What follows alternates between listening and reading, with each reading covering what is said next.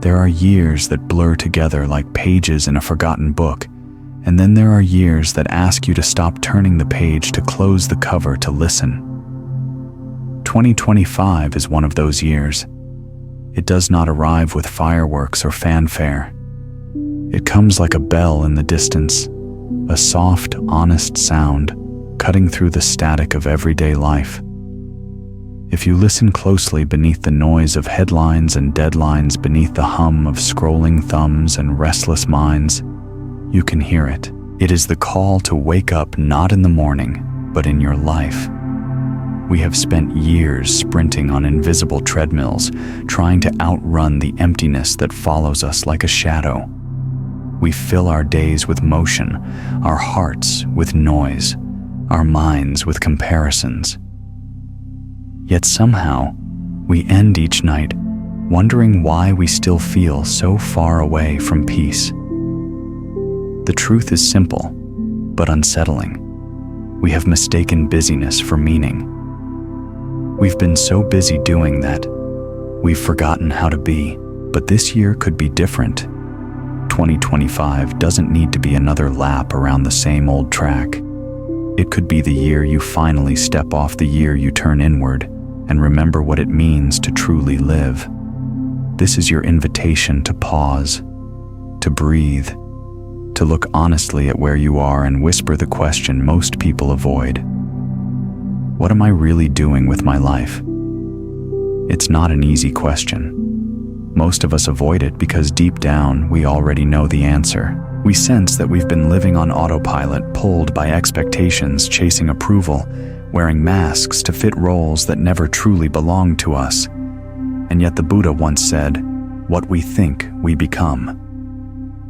In those few words lies a map back to ourselves. To change your life, you must first meet your mind. You must become intimate with your thoughts, your emotions, your hidden motives. This is self-awareness, the quiet mirror that reveals the truth beneath the surface.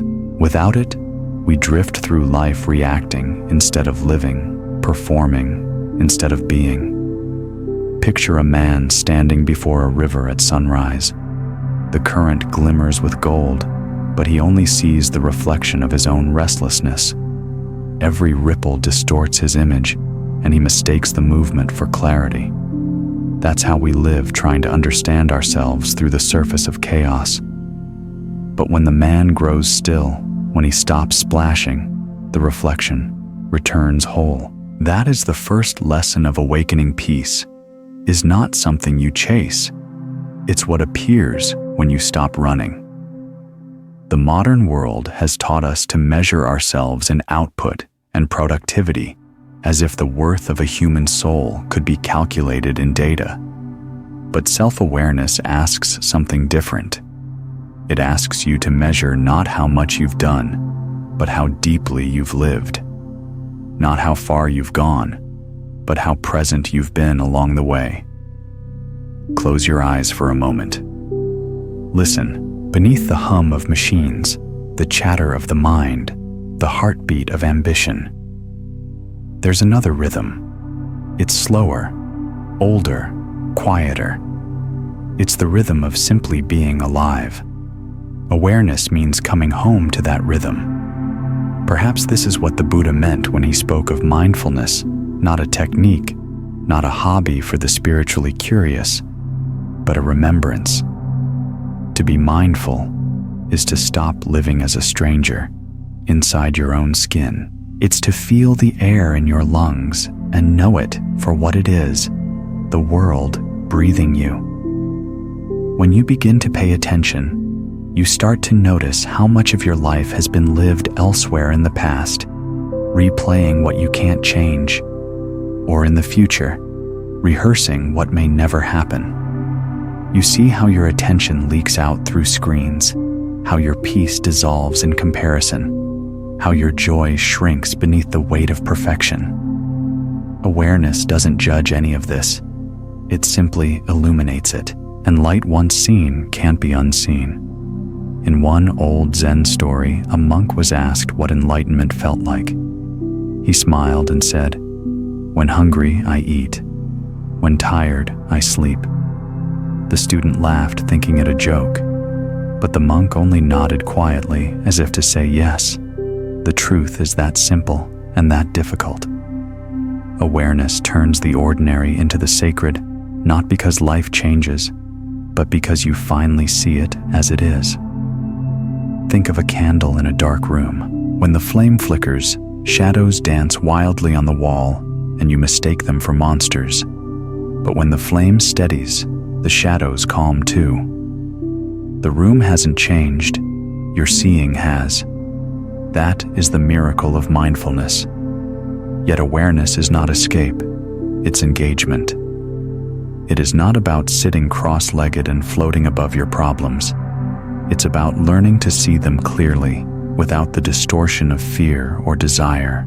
The Buddha didn't teach us to withdraw from life, but to wake up within it, to eat when eating to walk, when walking to love, when loving to grieve, when grieving. Awareness turns moments into teachers. There was once a craftsman who made bowls so fine that emperors would travel for days to buy them. When asked about his secret, he said, "I listen to the clay." People laughed, thinking him poetic, but he meant it literally. Before shaping, he would sit in silence, touch the earth, feel its softness, its resistance. Each piece, he said, already knows what it wants to be. He never forced the clay, he collaborated with it, and so his bowls seemed to breathe. We are all craftsmen in our own way, shaping the clay of our lives. But most of us rush the process. We grab, we mold, we push, we plan. We forget to listen. Awareness teaches us to slow down, to feel the texture of the moment before trying to control it. When you listen deeply to your body, your emotions, your intuition, you find that life is not against you. It's speaking to you quietly beneath the noise. Modern life is a master of distraction. It tells you that stillness is laziness, that silence is emptiness, that slowing down means falling behind. But look closely. Every time you've chased more, haven't you also lost something, a sense of connection, a thread of peace, the simple joy of being where you are? We scroll to escape boredom. We work to escape fear. We talk to escape silence. Yet each escape tightens the very cage we're trying to leave. Awareness is the key in your pocket. You don't have to earn it. You only have to use it. There's a saying in the old scriptures, "Better than 1,000 hollow words is one word that brings peace." That word could be now. This moment, this breath is your teacher. Every inhale says, "Arrive." Every exhale says, "Let go." The mind wanders, of course. It always will. But awareness means you can notice it wandering. Smile gently and invite it back. No judgment, no punishment. Just return, over and over again, like waves kissing the shore. In time, something subtle begins to shift. You stop identifying with every thought that crosses your mind. You start to see thoughts as visitors, some kind, some cruel, but none permanent. You learn to greet them, listen briefly, and let them pass. Like clouds drifting across a vast sky, they no longer define the sky itself. And the more you see, the more you soften. Awareness naturally ripens into compassion, because when you witness your own pain with patience, you begin to recognize it in others. You see that everyone is just trying to find peace, even when their methods are messy, even when their words wound. This seeing doesn't excuse harm, but it humanizes it. From awareness grows understanding. From understanding, forgiveness. Self-awareness, then, is not a selfish act. It is the root of wisdom. The more you understand your own suffering, the less likely you are to add to the suffering of others. In this way, focusing on yourself becomes an act of service. When you heal the noise within you, you stop echoing it into the world. So as you step into this new year, Let it not be with resolutions carved in anxiety, but with intentions rooted in awareness. Don't ask, "What should I do?" Ask instead, "What do I truly see?" Because seeing clearly changes everything. Imagine waking up tomorrow with no agenda, except to meet the day as it is, to eat when hungry, to rest, when tired, to speak, when moved, to listen when needed. Imagine how light that would feel. Awareness is freedom disguised as simplicity. The world will still spin fast. Emails will still arrive. People will still expect. But beneath it all, you'll have something unshakable, a quiet knowing that you are not lost in the storm. You are the sky above it. And perhaps in some quiet corner of your heart, you'll hear the echo of that original bell, the one that rang at the start of this year, calling you not to change who you are, but to remember. Remember that peace was never gone.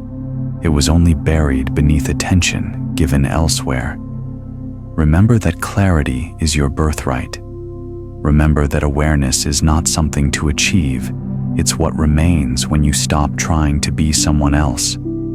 Let 2025 be your quiet rebellion against the noise. Step off the treadmill, close the tab, sit, breathe, see. For in the stillness of seeing, life becomes luminous again. And as the light returns to your awareness, something beautiful happens. Your world doesn't just look different. It is different because you are finally in it. So breathe in softly. This is where you begin. There is a silence that speaks louder than any applause, and there is a question that waits beneath every heartbeat. Why am I here? It is the question we drown out with noise, the one we postpone with busyness, the one that lingers when the night is long and the screen goes dark. It is the compass we lose while chasing maps drawn by others. And yet without it, every step, no matter how fast, leads nowhere at all. The modern world has made movement easy and meaning difficult. You can travel across continents without leaving your chair, talk to thousands without ever saying something true. You can fill your days with noise, your shelves with trophies, your wallet with proof that you exist, and still beneath it all, a hollow echo asks, for what purpose is not another item on your to-do list? It is the pulse beneath all doing. It is the invisible thread that holds your actions, choices, and dreams together so they form a life instead of just a schedule. The Buddha called it right intention, that sacred alignment between what you do and who you are. When purpose disappears, effort becomes exhaustion. When purpose awakens, even struggle becomes devotion.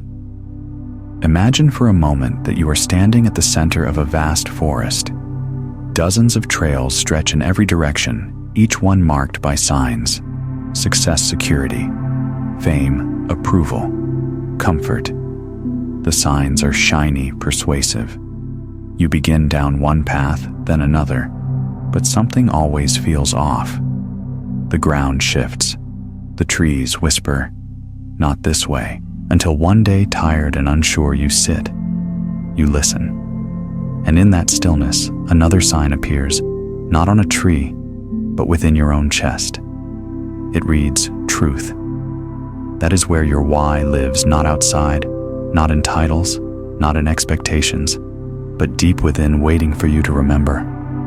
There's a story of a young musician who spent years trying to impress his teacher. He practiced day and night, striving to play faster, louder, more precise. One day, exhausted and angry, he threw down his instrument. "I'll never be perfect," he cried. His teacher smiled gently and said, "Good. Now you might begin to play." It was only when the boy stopped performing that music began to flow through him. His fingers didn't seek approval anymore, they sought truth. That is the power of purpose.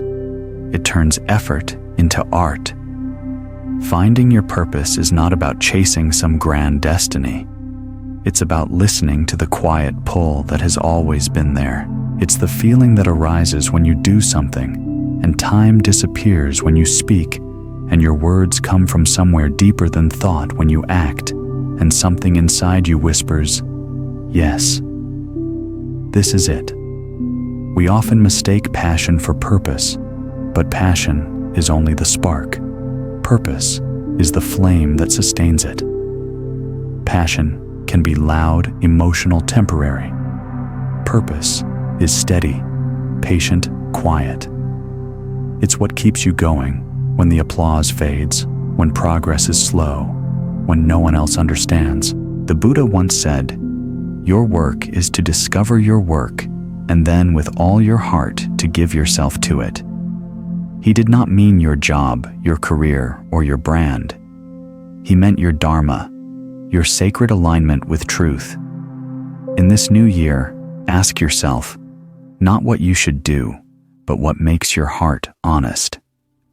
What would you still do if no one were watching? What makes you come alive without needing to be seen?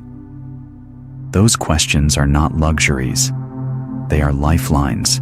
You may not find the full answer today, but purpose rarely arrives fully formed. It unfolds like dawn, first a pale line of light, then a blush, then the quiet certainty of day. All you need is to face east and wait. Sometimes purpose reveals itself through pain. The broken pieces of your past point to what you're meant to heal in the world. The struggle you've endured may not have been punishment, but preparation. Perhaps the heartbreak taught you empathy. The failure taught you humility. The loneliness taught you presence. If you trace your scars with compassion, you will find that they draw the outline of your purpose. The world will try to distract you. It will offer you shortcuts that lead to applause, but not fulfillment. It will tell you to follow trends instead of truth. But there comes a moment, often quiet, often inconvenient, when you must choose between what is easy and what is real. Purpose is not found in comfort. It is born in clarity. And clarity often comes when everything else falls away. Once a monk asked his teacher how to find meaning in life. The teacher said, "Walk until you can't, then bow." The monk didn't understand. He walked for days through forests and rain and fatigue until his legs gave out. As he fell to the ground, he saw a flower growing through stone. In that stillness, he understood meaning is not something you chase. It is something that blossoms when you stop running. That is how purpose feels. It doesn't demand, it reveals. When you begin to live by your why, everything else shifts. Decisions become simpler. You no longer chase what others value you. Align with what you value. Even when life becomes difficult, your heart remains steady because your direction is clear. You might stumble, but you no longer wander. In the Buddhist path, purpose is not about achieving, but about serving. Dharma means the right way of living, not right as in moral superiority, but right as in true to one's nature. When you live according to your dharma, your life becomes an offering. Your actions, however small, ripple outward as peace. There is an old tale of a woman who spent her life sweeping the temple floors. Visitors would pass her by without notice, their eyes fixed on statues and scriptures. One day, a young novice asked her why she worked so tirelessly at such a humble task. She smiled and said, "Because every stroke of this broom clears a little dust from my heart." That was her purpose. Not fame, not praise, clarity. Purpose is not measured by scale, but by sincerity. A single act done with truth can carry more light than 1,000 done for validation. So ask yourself, what is the dust you were born to clear? What is the truth your heart longs to serve? Perhaps it's creating beauty in a world that forgets to look. Perhaps it's speaking kindness where silence has caused pain. Perhaps it's raising a child, healing a wound, planting a tree. Your purpose need not be loud to be luminous. But to find it, you must first quiet the noise that hides it. You must become still enough to hear the whisper beneath the shouting of the world. There will be days when doubt returns, when the compass wavers. That's all right. Even the North Star flickers behind clouds. Purpose doesn't vanish. It waits. It is patient, like the tide returning again and again to remind you who you are. In those moments, breathe deeply and return to your why. Write it down if you must. Carry it with you like a prayer. When choices overwhelm you, ask, does this serve my purpose or my fear? The answer will always be clear if you are willing to listen. And if ever you feel lost, remember this: you were never meant to have it all figured out. You were meant to be awake while figuring it out. The path of purpose is not a straight line. It is a spiral. You will return to the same lessons, the same questions, the same crossroads, but each time with deeper understanding. Each loop brings you closer to the center, the still point where intention meets peace. Let 2025 be the year you walk not faster, but truer. Let it be the year you align your outer actions with your inner knowing. When your what and your why become one, your life turns from noise into music. And that music doesn't need an audience. It plays beautifully in the dark. As you move forward, remember the lesson of the forest. The path you're meant to walk is not the one most traveled, but the one that feels like coming home. When you live from your why, you stop searching for meaning, you become it. Every step becomes prayer. Every breath becomes offering. Every moment becomes proof that life, when lived with intention, is enough. So here you are standing in this new year, with the chance to ask once more, why do I rise each morning? Why do I speak, create, give love, try? Ask not for the answer to arrive in thunder. It will come as a whisper. And when it does, follow it, not because it's easy, but because it's yours. For purpose is not a destination. It is a way of being. It is the flame you tend quietly, faithfully, through wind and rain. And when the world grows dark, it will be that same flame that guides you home. There's a peculiar kind of prison that doesn't need bars or chains. You can't see it yet. Almost everyone lives inside it. It's built from glances, opinions, approvals, and applause, a fortress made of other people's thoughts. Some call it reputation, others call it belonging. But in truth, it's just fear wearing a friendly face. We learn early to chase approval. A child draws a picture not for the joy of color, but for the praise that follows. A teenager posts a photo not for memory, but for the validation that says, you exist. And adults, well, we dress our insecurity in success promotions, possessions, the illusion of perfection. We build lives around applause, and in doing so, we forget how to breathe without it. But there is a softer, wiser way to live. The Buddha called it detachment, not coldness, not withdrawal, but freedom. It is the art of being in the world without being owned by it. Imagine carrying a glass jar filled with water through a crowded marketplace. The jar is cracked, and with each step, drops spill out. You hurry, you worry, you patch the cracks, desperate to keep it full. Yet the more you struggle, the faster the water drains.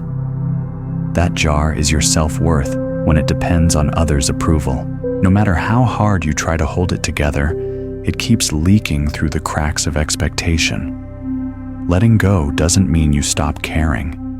It means you stop clinging. It means you allow life and people to move as they will, without letting their movement determine your worth. In a quiet village, there lived a monk who was known for his calm. One afternoon, a man approached him with anger burning in his eyes. "You are a fraud," the man spat. "Your peace is fake, your teaching's worthless."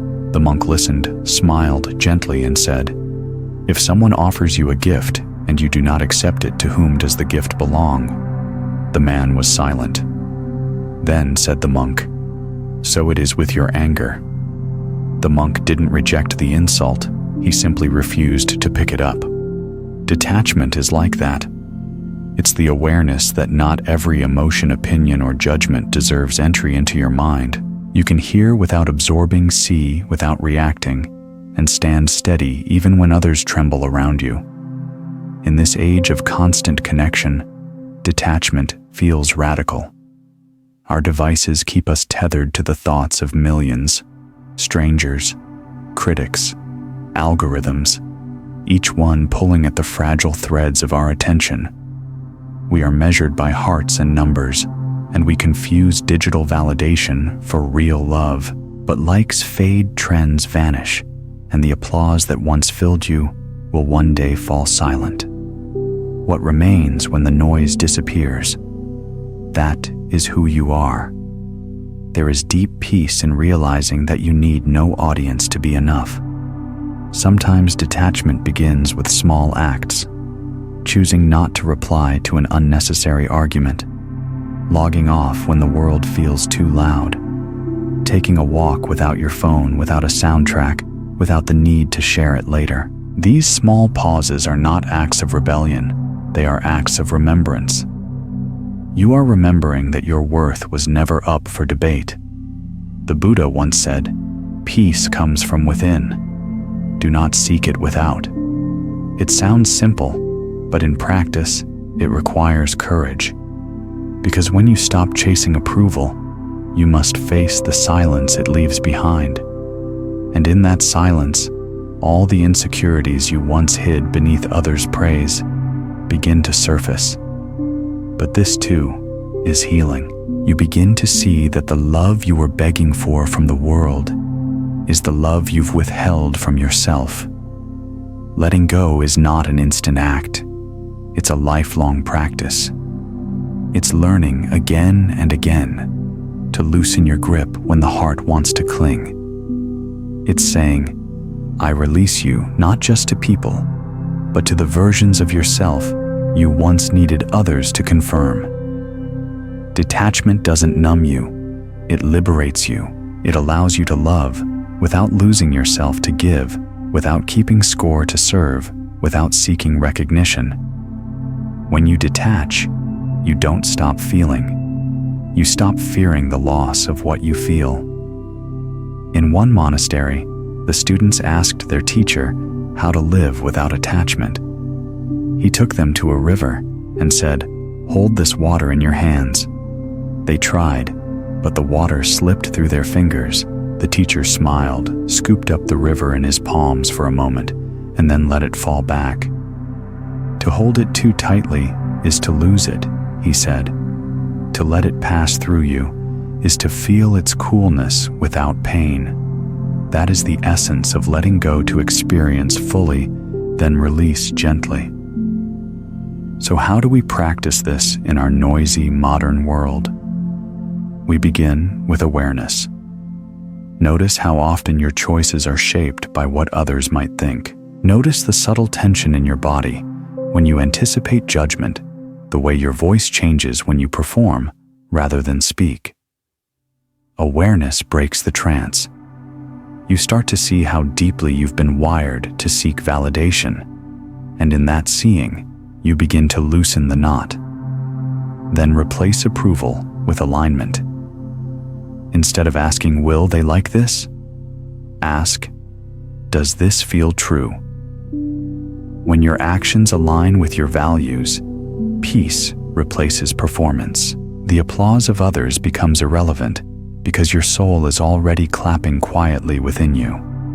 And when criticism comes, as it always will, meet it with curiosity, not defense. Sometimes feedback holds wisdom. Sometimes it holds projection. Learn to tell the difference. Not every storm deserves your umbrella. True detachment is not withdrawing from the world, but engaging with it from a place of wholeness. It's walking through the marketplace of life, knowing you can admire the colors, hear the noise, feel the pulse, and still remain centered. To live detached is to live free.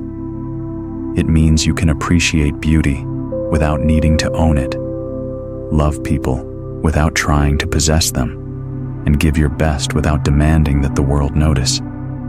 It means that your joy is no longer a hostage to circumstance.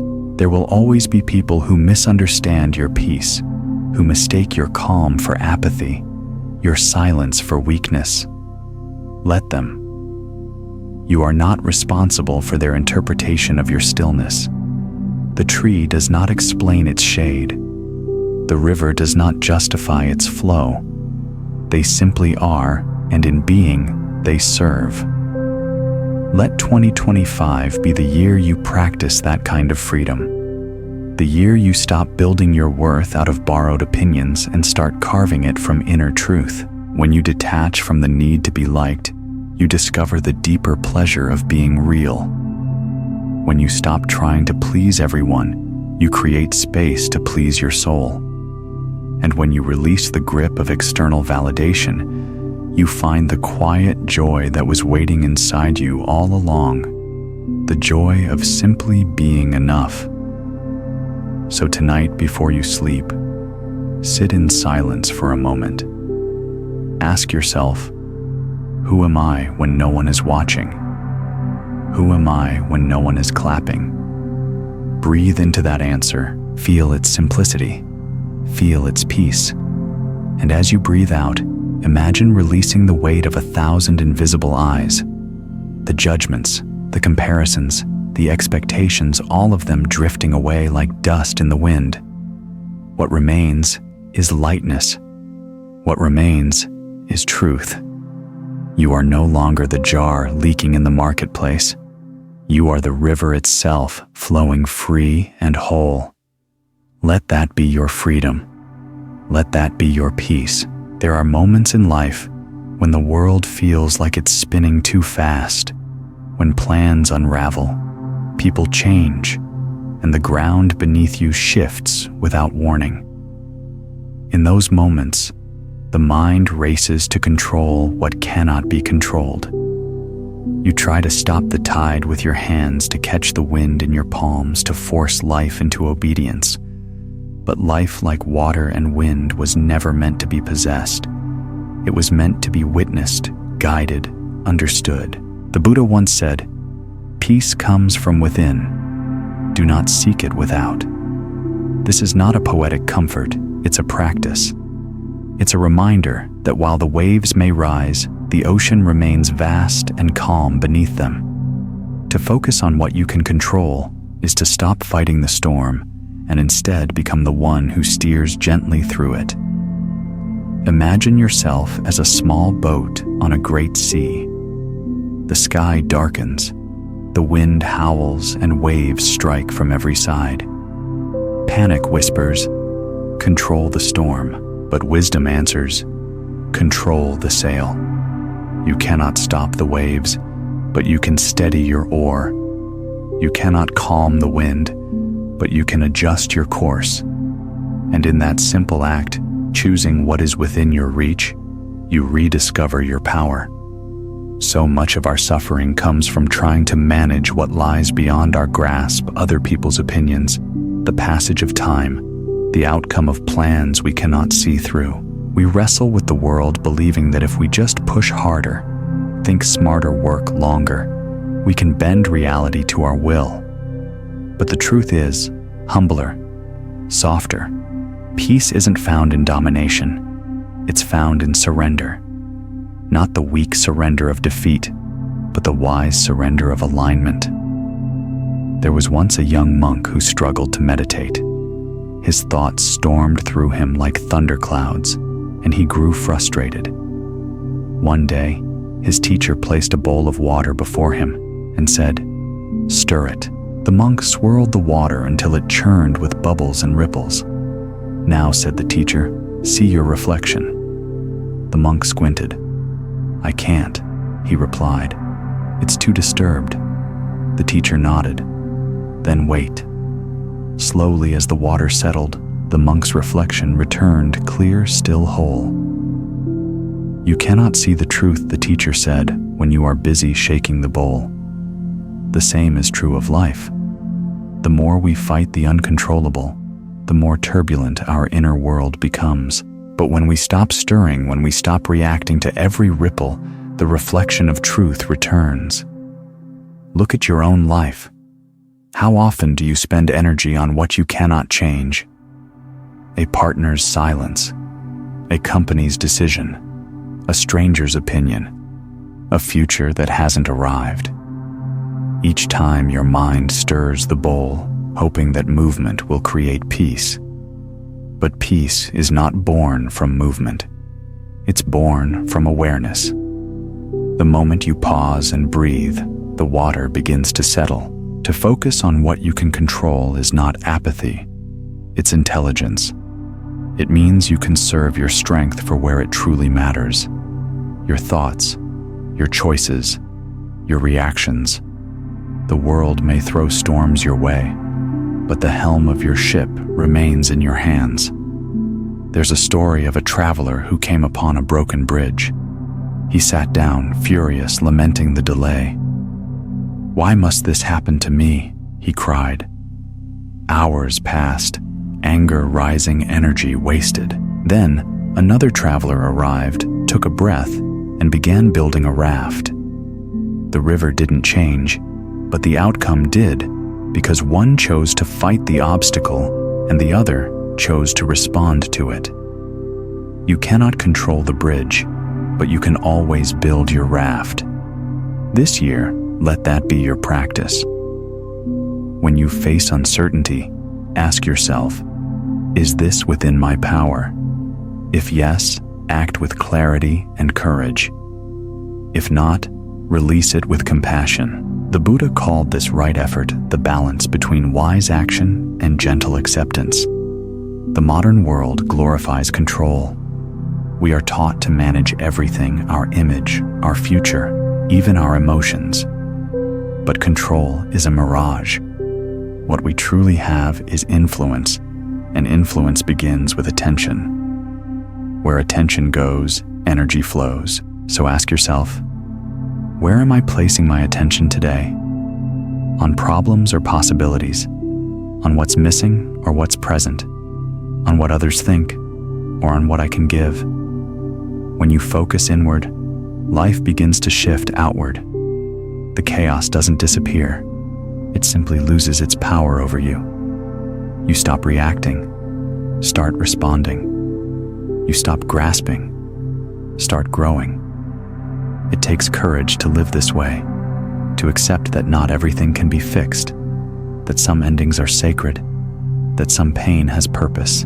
But within that acceptance lies strength. When you let go of what you cannot control, you gain mastery over what you can, your patience, your compassion, your resilience.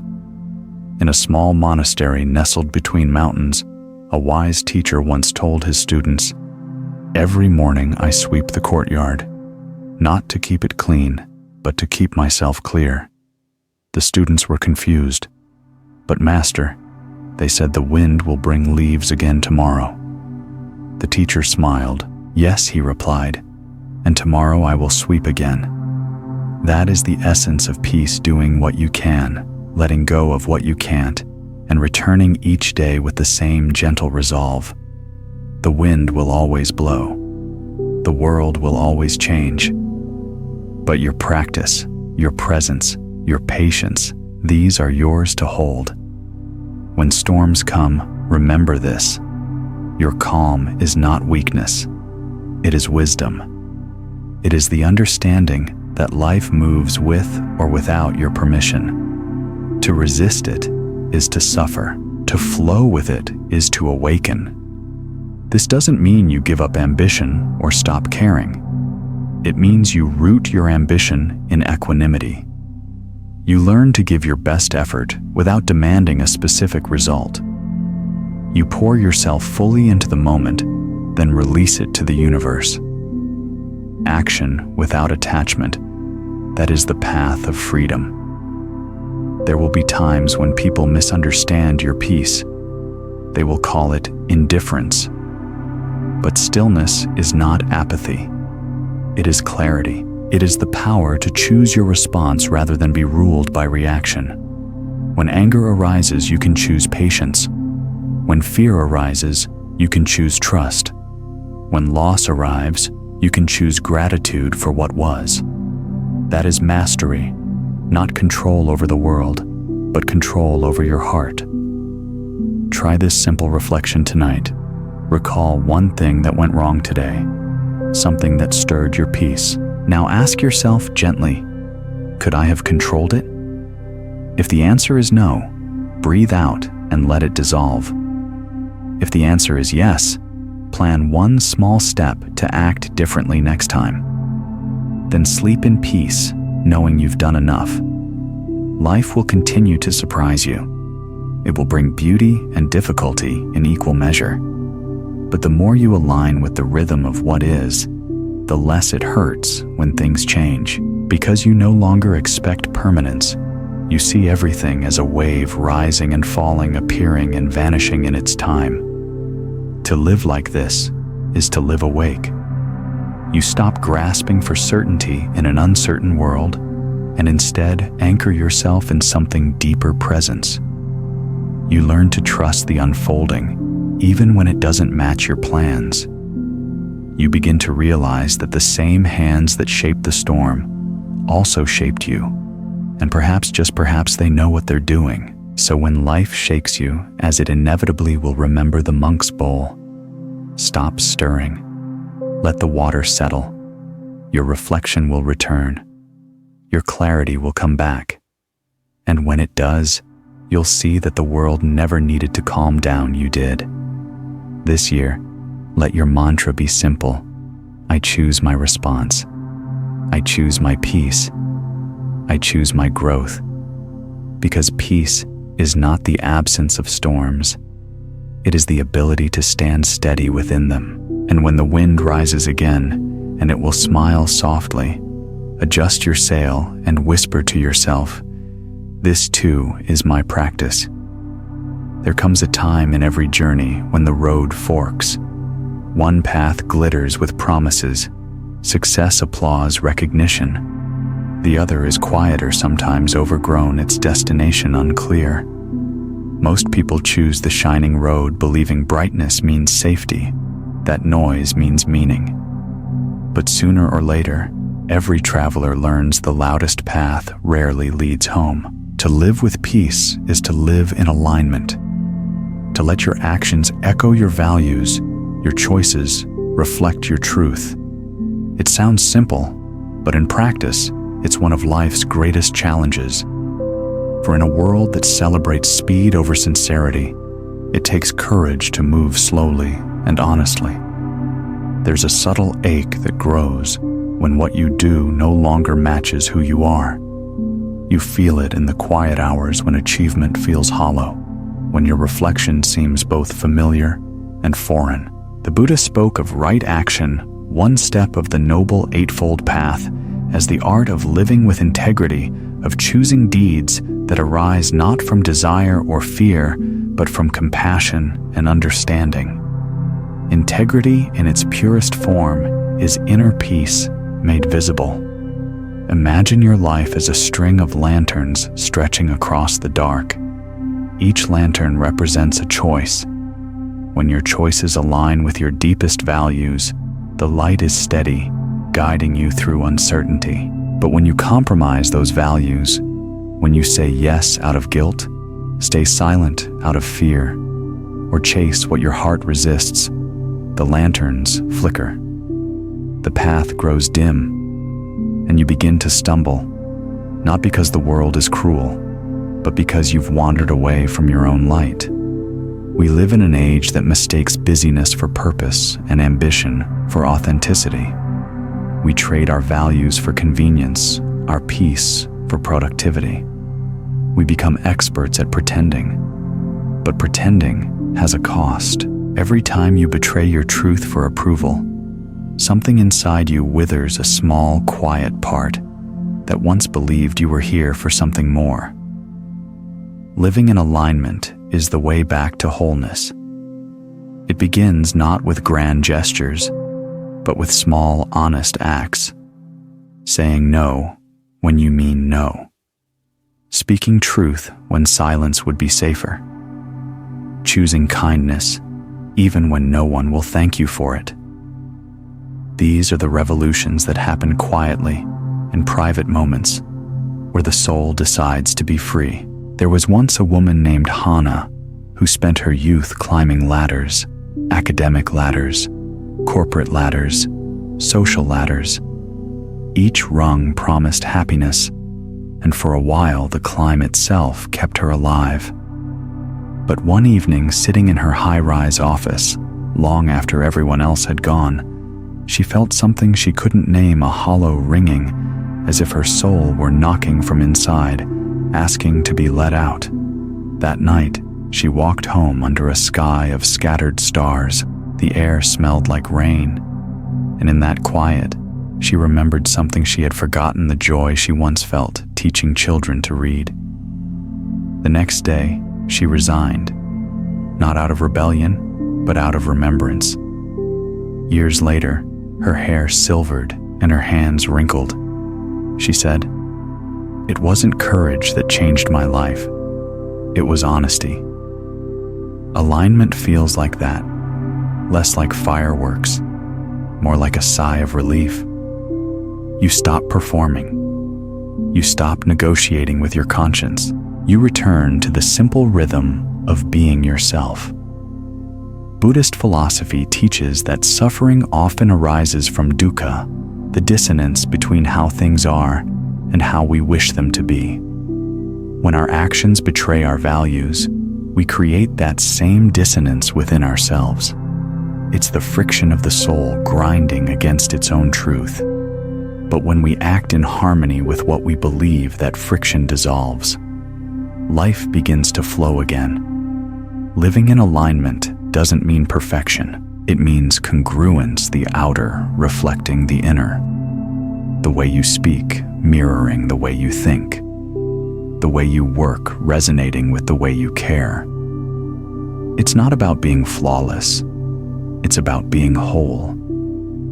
Each day offers you 1,000 chances to choose alignment in the tone of your voice, in the way you treat a stranger, in the patience you offer yourself. The world doesn't need you to be impressive. It needs you to be real. But to live aligned, you must first know your values. Sit with yourself. Ask not what do I want, but what do I stand for? What qualities, if lived fully, would make me proud to be alive? Is it compassion, integrity, growth, simplicity, truth? Let your answers rise gently without force. Once you know your values, let them become your compass. Before every decision, pause and ask, does this move me closer to who I want to be or further away? Over time, that question becomes a quiet habit, a daily prayer. There's an old Zen saying, the way you do one thing is the way you do everything. How you greet the morning, how you speak to the clerk, how you handle disappointment. These are the brush strokes of your character. Alignment is built not in grand philosophies, but in these small, consistent gestures of integrity. The Buddha did not teach righteousness as dogma. He taught awareness as compassion in motion. He understood that when your thoughts, words, and actions are unified, you become a force of peace in a restless world. You stop adding noise. You start radiating calm. The world around you may still be chaotic. People will still misunderstand you. You might lose some opportunities by choosing integrity over convenience. But what you gain is something unbreakable: trust in yourself. And once you trust yourself, the world loses its power to manipulate you. There's a quiet beauty in that, to walk through noise untouched, to live in truth even when truth costs you comfort, to choose depth over display. Alignment doesn't make life easier, but it makes it real. And reality, when met with open eyes, is far more peaceful than illusion ever could be. So as you move through this year, remember each decision, no matter how small, either builds your light or dims it. Choose the kind of light you can live by. When your inner and outer worlds move in harmony, something miraculous happens. The noise of doubt fades, and you begin to hear the quiet hum of purpose. You realize that peace is not a reward. It is the natural state of a life that no longer argues with itself. Let this be your vow. I will live with intention. I will honor my truth. I will walk my path, not because it is easy, but because it is mine. And as you do, you will find that the path of alignment doesn't lead away from the world, it leads deeper into it. For when your life becomes an expression of your values, every step you take becomes a blessing. Each act, no matter how ordinary, becomes sacred. Each breath becomes a promise kept. Each day becomes a prayer answered. You have not come here to be perfect. You have come to be true. So walk gently, but walk firmly. Align and let your life speak the quiet language of peace. There is a silence that modern life fears. It's the space between notifications, the pause before response, the breath unclaimed by urgency. In that silence, the mind begins to whisper truths we've long ignored, truths that don't fit inside the glow of a screen. That's why we keep running, keep scrolling, keep filling every quiet corner with noise. Because silence, though gentle, has a way of revealing what we've forgotten. But every act of wisdom begins with attention, and attention, when practiced deeply, becomes focus, the sacred flame that lights the path through chaos. The Buddha once said, "The mind is everything. What you think, you become." But how can we think clearly when our thoughts are scattered like leaves in the wind? How can we become anything meaningful if our energy is constantly fragmented, divided between yesterday's regret and tomorrow's anticipation? Focus is not just about productivity. It's not about doing more. It's about being here. It's about reclaiming your life from the 1,000 small distractions that steal it piece by piece. Imagine your attention as a candle flame in a room full of drafts. Every gust of distraction, every ping, every worry, every uninvited thought causes it to flicker. The light remains, but it trembles. The room fills with shifting shadows, and nothing appears clearly. But when you shelter that flame with stillness, the light steadies. The shadows dissolve. The world comes into focus. To focus is to honor what truly matters. It is an act of devotion to your purpose, to your peace, to your presence. There was once a young monk who sought enlightenment. His teacher gave him a simple task: pour tea into this cup without spilling. The monk, eager to impress, poured quickly, eyes darting between cup and master. The tea overflowed. The teacher smiled. "You are everywhere," he said, "except here." That night, the monk practiced again. He breathed, he slowed, he poured. He watched the water rise like dawn, filling the cup perfectly. For the first time, he felt his mind and body move as one, no division, no noise, no future or past. Only the act, the breath, the now. That is focus, not force, but unity. Not tension, but presence. In the modern world, we are taught to multitask, as if scattering our minds were a mark of competence. But multitasking is the art of doing many things poorly. You cannot serve 2 moments at once. When you chase everything, you experience nothing deeply. Focus, then, is rebellion. To give your full attention to one thing is to declare that it matters. It is to say, I will not live as a fragmented being. The mind by nature wanders. It leaps from memory to fantasy, from worry to wish. Meditation doesn't aim to stop this movement, it teaches you to see it. Each time you notice the mind wandering and gently bring it back, you are training the muscle of focus, like drawing a bowstring softly, patiently again and again, until your aim steadies and the arrow flies straight. Try for a moment to sit quietly. Listen to your breath without trying to control it. Feel the air move through your chest like a tide. Notice when your mind drifts, then return kindly without scolding. This is not failure. This is practice. Every return is a victory. In time, you'll find that this gentle returning spills into your daily life. You'll be more present when you eat, more patient when you listen, more grounded when you work.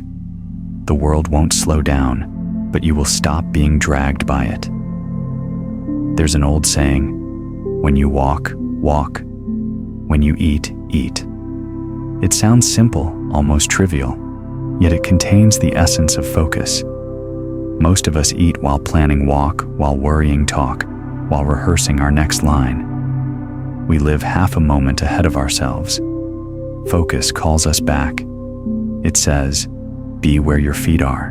When you master focus, the ordinary becomes luminous. Washing dishes becomes meditation. Writing an email becomes practice. Speaking with a friend becomes ceremony. Focus transforms routine into reverence. But to focus, you must first clear the clutter.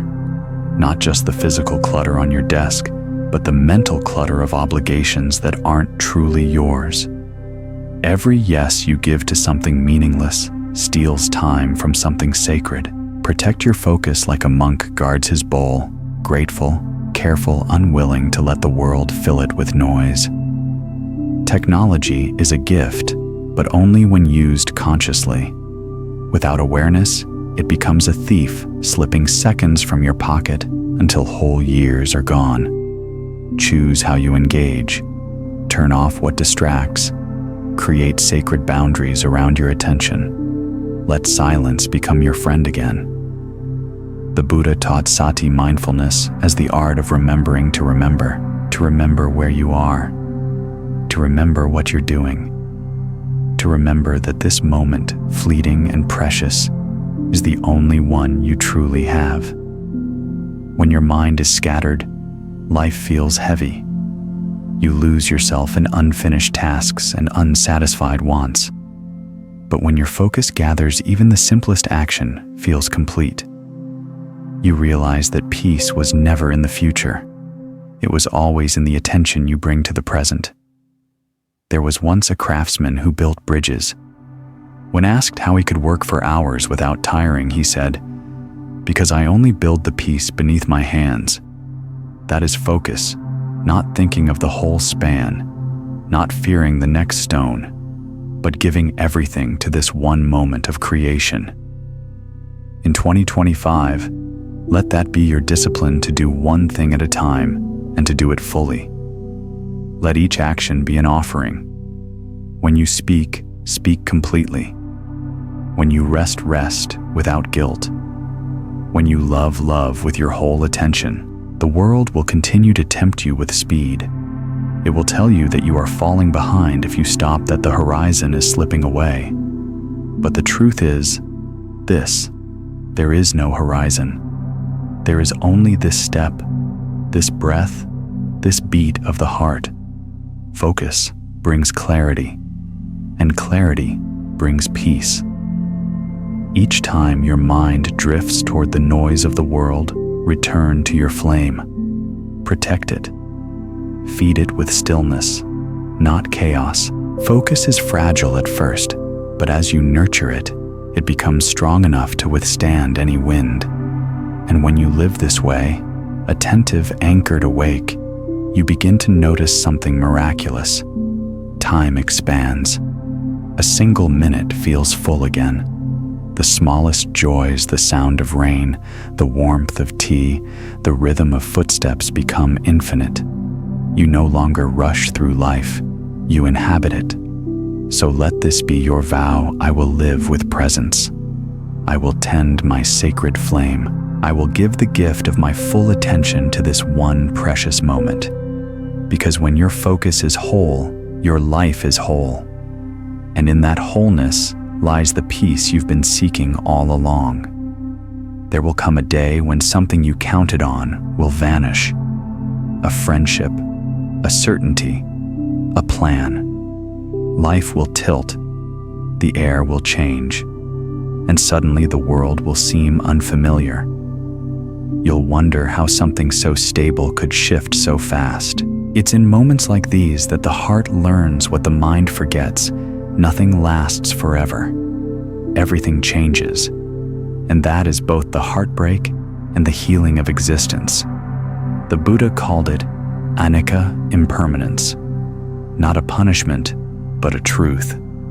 To live is to meet change again and again until resistance softens into wisdom. Yet we spend much of our lives fighting what is already moving, clutching what is already leaving. We think safety means holding tighter, but real safety lies in learning how to let go without losing ourselves. This is the essence of emotional resilience: to remain steady even when the ground shakes. To allow yourself to feel fully, yet not drown in what you feel. To trust that within the storm of emotion, there is a still point, the calm eye of the cyclone that is untouched, unbreakable, pure. Think of a lake on a windy day. Waves crash across the surface, but deep below the water remains still. That depth exists in you too. Beneath your anger, your grief, your fear, there is a quiet presence, what the Buddha called the original mind. Resilience is not about never trembling. It's about remembering that your depth is greater than your surface. There was once a monk who lost everything in a fire. His hut, his robes, his meager possessions gone. The villagers came to comfort him, but they found him sitting on the ground, smiling faintly at the night sky. "How can you be at peace?" they asked. The monk gestured upward. "Now that my hut has burned down," he said, "I can finally see the moon." That is the power of resilience, to find light in the ashes, not by denying pain, but by expanding beyond it. Resilience doesn't mean you stop feeling. It means you stop fearing your feelings. You learn to sit with sorrow as you would with a friend, listening, not fixing. You breathe through the tremors until you discover that the storm itself is passing through you, not consuming you. When anger rises, when disappointment sharpens, when grief tightens its grip, you can whisper, "This too is weather." You are not the storm. You are the sky. But how do we live this truth in a world that demands constant reaction? How do we remain unshaken when everything around us seems uncertain? The answer lies in awareness. When you can witness emotion without immediately becoming it, you create space between the fire and the fuel. In that space, freedom begins. Buddhist teaching offers a simple yet profound practice: pause before reacting. When a strong emotion grips you, don't rush to speak, don't rush to act. Feel the heat rise, name it, anger, fear, sadness, and breathe. The breath is a bridge. It leads you from chaos to clarity. Each breath says, "I see you, but I am not you." In that small act of seeing, emotion loses its power to control you. The wave rises, but you remain the ocean. Emotional resilience is not built in moments of peace. It's forged in moments of challenge. Every heartbreak, every loss, every disappointment becomes a teacher if you are willing to listen. Each trial polishes you like stone in a river, smoothing your rough edges until only the essence remains. And yet we often judge ourselves for feeling too much. We label vulnerability as weakness, tears as failure. But emotion, when met with awareness, is not weakness, it is wisdom speaking in another language. Your sadness shows you what you value. Your anger points to your boundaries. Your fear reveals where you long for safety. The key is not to silence them, but to listen. There's a story of a student who came to his teacher weeping over betrayal. "I trusted, and they hurt me," he said. "How can I stop this pain?" The teacher handed him a cup of hot tea. "Hold it," he said. The student did, but the cup was too hot, and he dropped it, spilling tea on the floor. "Did that help?" asked the teacher. The student shook his head. The teacher smiled softly. "You cannot stop the burning by clenching harder. Let go when it's time to let go." Resilience is like that. It's knowing when to hold on with courage and when to release with grace. It's understanding that strength is not hardness, it's flexibility. Bamboo bends in the wind, it does not break. So when pain comes, and it will, don't rush to escape it. Sit beside it like an old companion. Ask it what it has come to teach. You might be surprised to find that beneath its rough voice lies something gentle: wisdom, patience, compassion. Every emotion, when held with mindfulness, transforms. Fear becomes awareness. Anger becomes clarity. Grief becomes love in another form. If you've ever stood at the edge of loss and thought, "I can't survive this," and yet somehow you did, then you already know resilience. It lives in you, quietly waiting for the next storm, not as defiance, but as faith. Faith not in the idea that life will be easy, but in the truth that you are vast enough to meet whatever comes. In this way, resilience becomes not a defense, but an openness. You stop asking life to protect you from pain. You start asking it to teach you through it. Every heartbreak expands your compassion. Every challenge deepens your patience.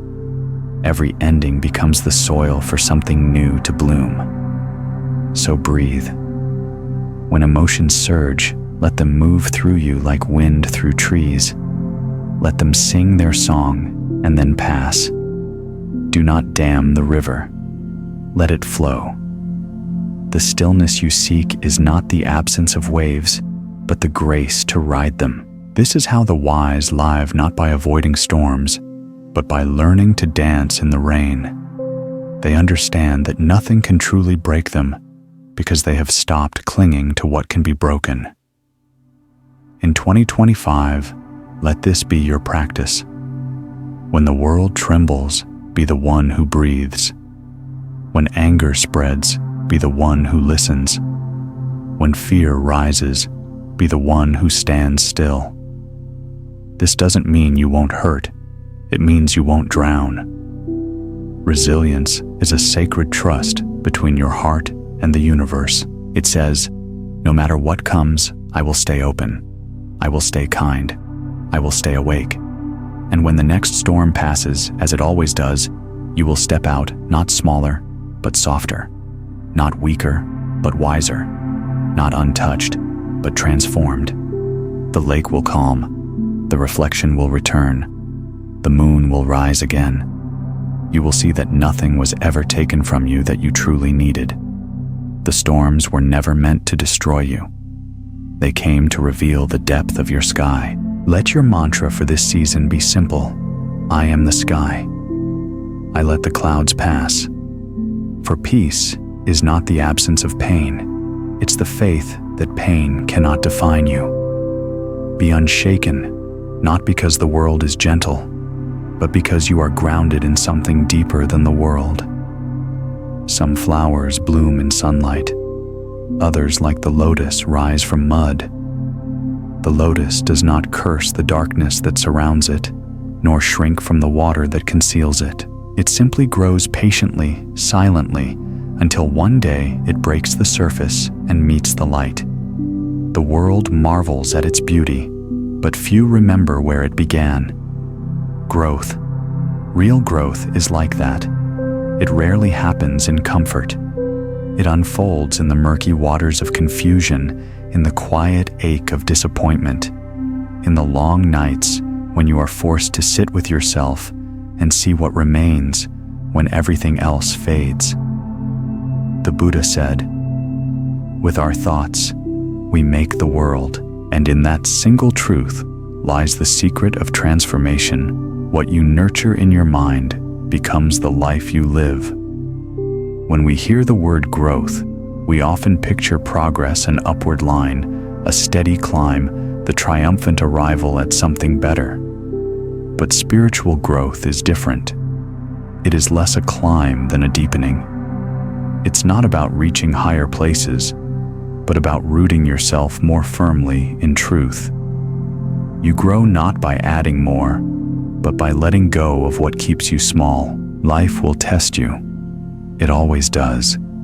The plan will fail. The person you trusted will walk away. The ground you thought was solid will give way beneath your feet. In those moments, the mind will want to collapse, to cry, "Why me?" But if you listen more deeply, another voice, the one buried beneath the noise, will whisper, "This too is your teacher." Every challenge, every wound, every unexpected detour is a kind of sacred curriculum. It asks you not to become bitter, but to become awake. There's an old Zen story about a young man who dreamed of becoming a master swordsman. He sought out a teacher and asked, "How long will it take me to master the art?" 10 years, said the master. "That's too long," replied the student. "What if I train twice as hard?" "Then 20 years, said the master. "Why longer?" the student asked. "Because when your eyes are fixed only on the destination," the master said, "you cannot see the ground beneath your feet." We try to rush our own evolution to outpace the discomfort of growth.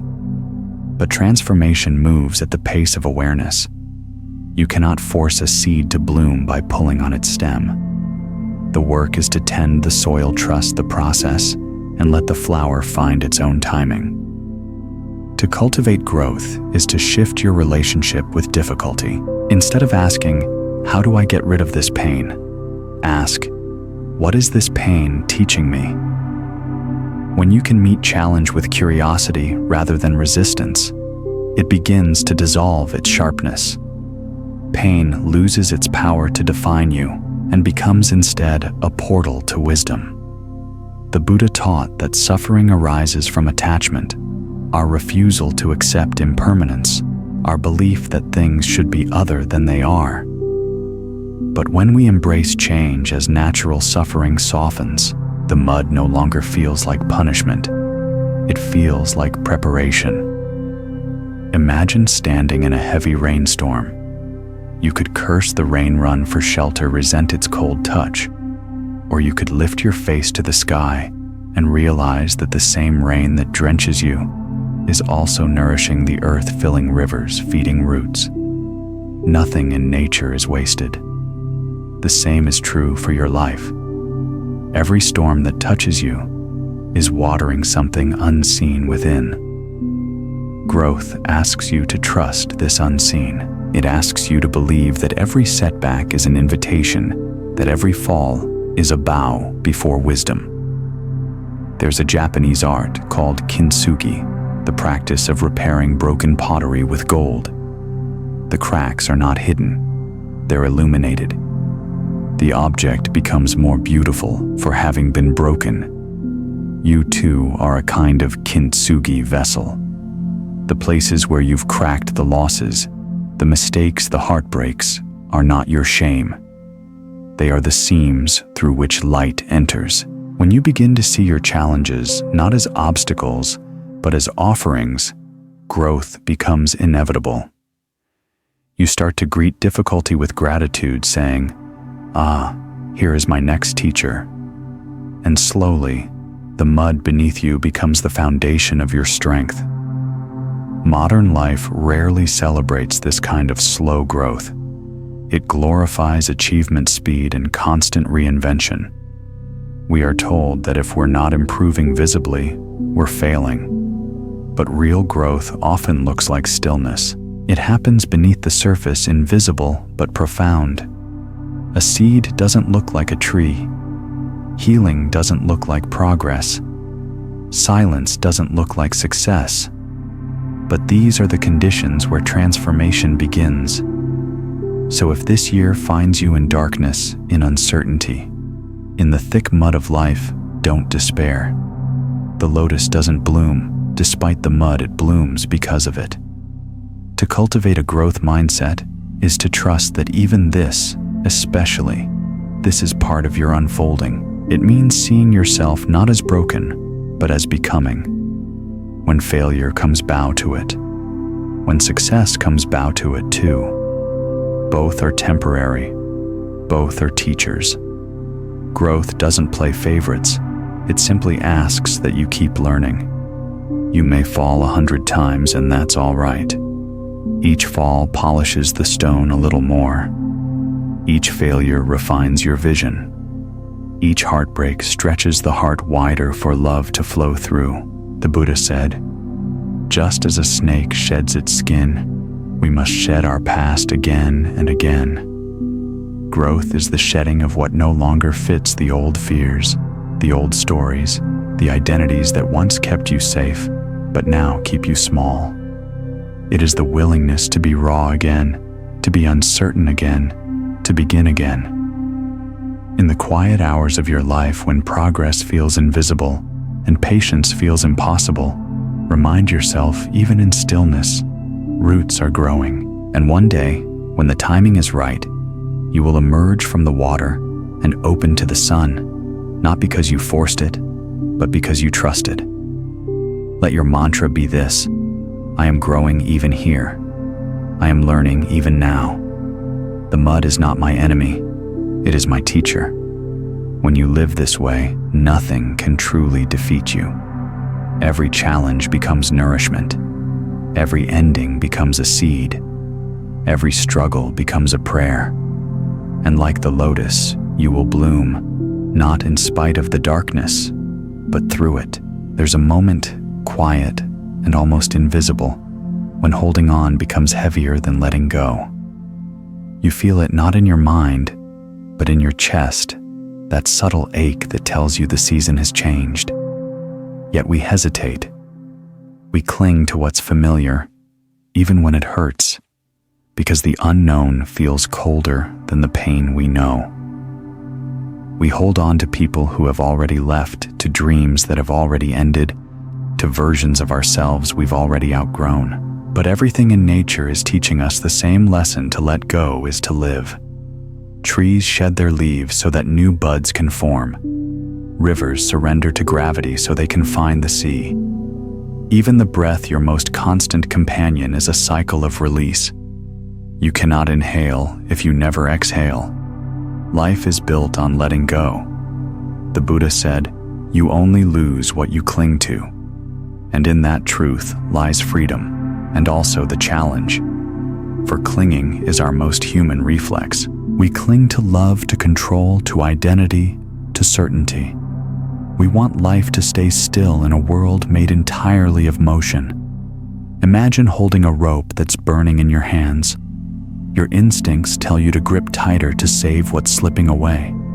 But the tighter you hold, the more you burn. Letting go, then, is not loss. It's mercy. It's the moment you decide to stop hurting yourself with what cannot stay. There was once a monk and his young disciple walking beside a river. They met a woman who needed to cross, but was afraid. The monk lifted her, carried her to the other side, and continued walking. Hours later, the disciple, disturbed, said, "Master, we are monks. We are not supposed to touch women." The monk smiled gently and said, "I set her down hours ago. Why are you still carrying her? How many burdens are you still carrying? Conversations, long finished regrets, long past relationships, long gone. We say we've moved on, but our hearts drag old memories like heavy luggage through each new day. Letting go is not about forgetting. It's about releasing the weight of what no longer serves your peace. To let go is to honor impermanence, not resist it. It's to bow before life's changing nature and say, I understand nothing belongs to me, not even this moment. Sometimes what needs releasing isn't a person or a thing, it's an expectation. The way you thought your life should look, the timing you thought it should follow, the version of yourself you thought you needed to be. These attachments can be even heavier than loss because they live inside you. We suffer most when we fight reality. When we demand that life obey our plan, we create friction with what simply is. The art of letting go is learning to replace resistance with reverence, to meet reality with a bow instead of a battle. There's an old story of a man who spent years searching for peace. He visited temples, read scriptures, and sat in meditation, but his mind never quieted. One day, exhausted, he walked into the forest and dropped his heavy bag to rest. The instant it touched the ground, a wave of ease filled his body. He laughed aloud and said, "Ah, this is what I've been searching for." The peace he sought wasn't hidden in the forest. It was hidden beneath what he refused to put down. Letting go is like that. The relief doesn't come from getting something new. It comes from releasing what you no longer need. In modern life, we hold on to everything: digital memories, grudges, ambitions, identities. We hoard moments like they'll anchor us, but they only weigh us down. There's bravery in deletion. There's freedom in release. When you let go of what's stale, you make space for what's alive. Gratitude is the bridge that helps you cross from holding on to letting go. When you thank what's leaving, you transform loss into love. You stop saying, "Why is this gone?" and start saying, "Thank you for being here." Gratitude doesn't erase pain, but it softens it, turning endings into offerings. Letting go doesn't mean you stop caring. It means you stop controlling. It means you trust that what's meant for you will stay without force, and what leaves was never truly yours to keep. Try this simple practice tonight. Before you sleep, close your eyes and bring to mind one thing that feels heavy: a regret, a resentment, a name, a memory. Picture it resting in your open hands. Don't judge it. Don't resist it. Just see it. Now, as you exhale, imagine it floating away like a leaf carried by the wind. Whisper, "Thank you," and let it go. You may have to do this again and again. Letting go is rarely one moment, it's 1,000 gentle releases. The Buddha taught that attachment is the root of suffering, but he didn't say we must stop loving. He taught us to love without clinging to hold everything lightly as one would hold a butterfly. You don't trap it. You let it rest, knowing it's free to leave. This kind of love is the highest form: love without possession, joy without demand, compassion without condition. When you let go like this, you begin to see that nothing is ever truly lost. It only changes form. The person who leaves remains as a lesson, a tenderness, a fragment of song in the soul. The dream that ends leaves behind clarity. The time that passes leaves wisdom in its place. There's a saying in the Zen tradition, "Let go or be dragged." When you cling, you get pulled by life's current. When you release, you flow with it. The river doesn't ask the rock to move.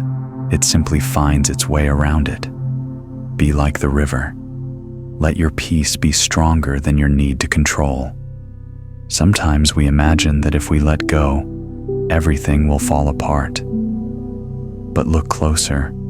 Life has always carried you, even through endings you thought you'd never survive. The relationship you thought would destroy you led to the discovery of your strength. The failure that broke you opened the door to humility. The grief that hollowed you made space for compassion. To let go is to trust that life knows what it's doing. You were never meant to hold everything. You were meant to move, to evolve, to allow. In 2025, let this be your vow: I will not cling. I will not fight what's already changing. I will honor what was, release what is gone, and trust what will be. When you live this way, every moment becomes lighter. You stop trying to possess beauty and start participating in it. You stop fearing endings and start seeing them as beginnings disguised.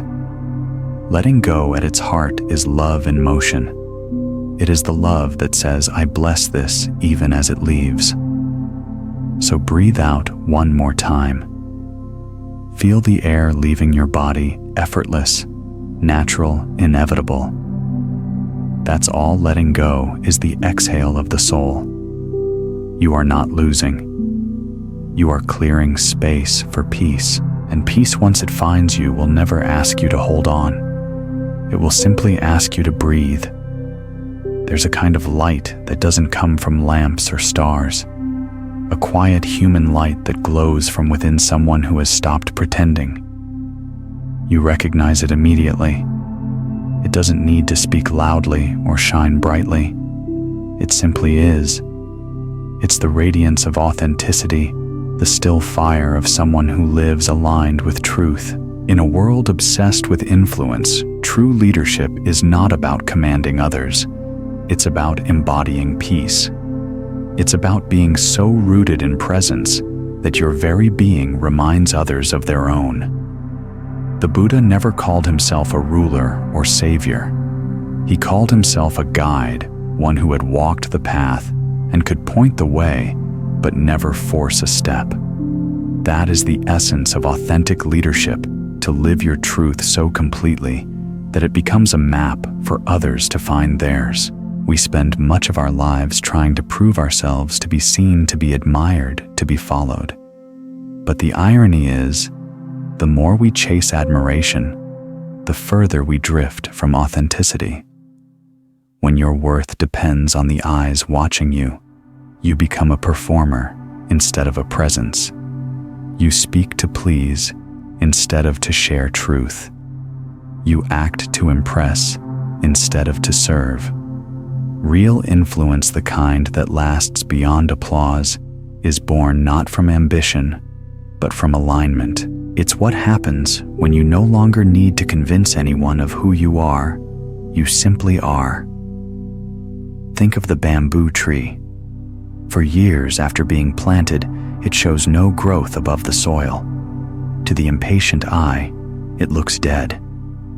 But beneath the surface, its roots are spreading deep and wide, anchoring themselves. Then one season, seemingly overnight, the bamboo shoots up, strong, straight, resilient.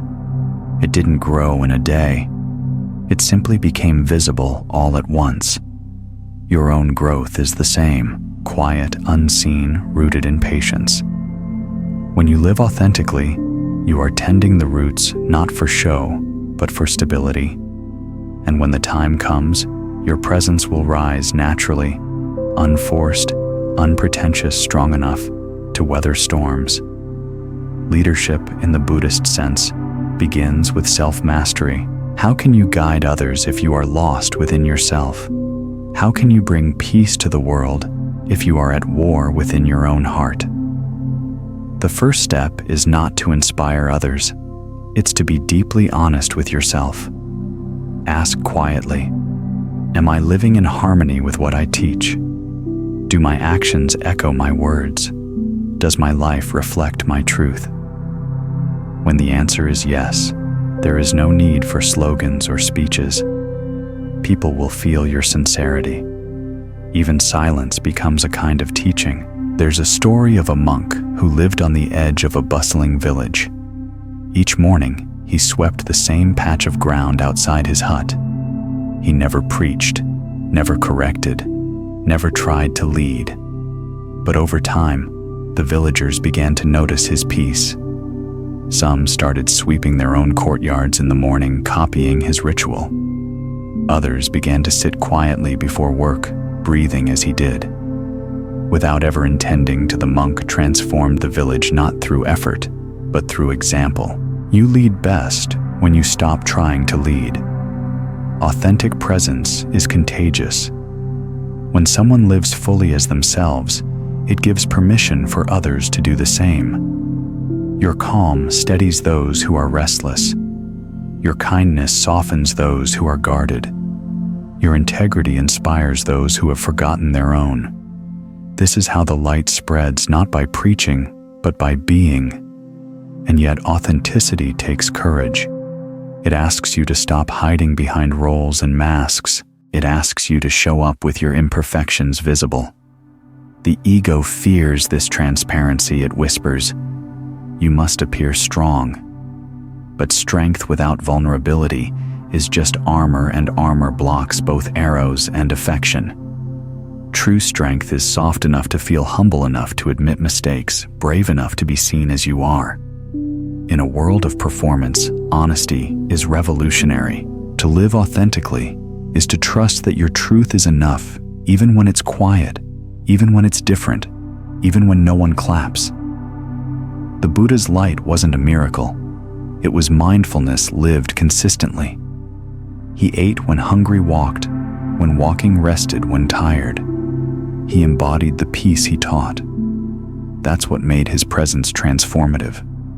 Your life can be the same. You don't need to seek a stage to shine. Your workplace, your home, your morning interactions, they are all fields of influence. The way you listen can be a meditation. The way you work can be a teaching. The way you forgive can be liberation for more than just yourself. To lead authentically is to become a mirror, one that reflects not yourself, but the possibility of awakening that lives in everyone. You become like still water. Whoever looks into you sees themselves more clearly. But be patient. Authentic living doesn't mean you won't falter.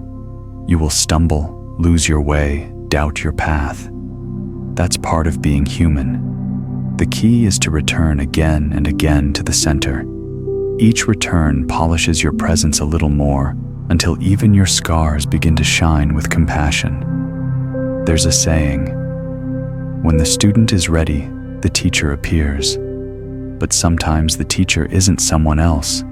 It's the quiet truth that emerges when you finally stop pretending. In 2025, let this be your offering to the world, not your perfection, but your presence. Not your certainty, but your sincerity. When you focus on growing yourself, you inevitably uplift others. Like a candle lighting another, your flame does not diminish, it multiplies. You don't have to fix anyone. You don't have to save anyone. You only have to shine and trust that your light will reach where it is needed. This is the paradox of authentic leadership. When you stop trying to be special, you become unforgettable. So let your mantra for this year be, I lead by example. I shine by being real. I inspire by being here. Walk gently. Speak truthfully. Listen deeply. Let your life become your message, a living prayer of mindfulness and compassion. And as you move through this world that is often loud, hurried, and afraid, be the one who radiates stillness. Be the one who reminds others of the simple miracle of being alive. For in the end, leadership is not about leaving followers behind. It's about leaving footprints of peace on the path so that others may find their way home.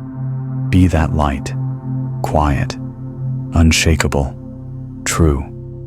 And in your being may others remember who they are.